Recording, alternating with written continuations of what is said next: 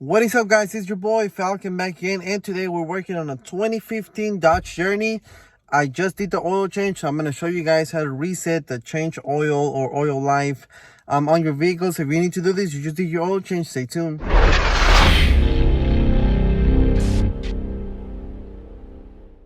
Alright, so in this vehicle is very simple. We have a push start button here, and that's how this vehicle is equipped. So right now, let's say that it's completely off, right?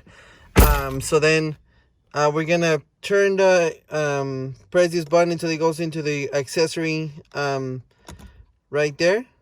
So once we're on the accessory mode, we're gonna hit the gas pedal 3 times, and then we're gonna let go of the gas pedal. We're gonna hit the brake and turn on the vehicle.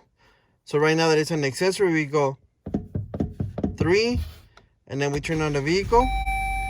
It's gonna turn on and it's gonna tell us right there. It says messages. Of course, this is in Spanish, right? But it says messages right there, 0, which is basically telling us, because if we had the change oil soon or needs oil change, it'll say 1 message right there. So right there it says 0. And that is it, quick and simple, under a minute, to how to reset your oil life or change oil on your Dodge Journey. This Journey is a 2015 4-cylinder. I think it's a 2.4, but basically all Dodge Journeys are the same thing. This is a push button. If it has a key style Dodge Journey, it's the same thing. Just put it on, you go to accessory, gas 3 times, and then you turn it on, and then you go to the messages and it should say 0. But that's how you reset it.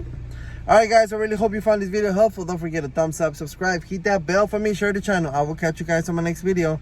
Thank you for watching. You guys have yourselves a great day.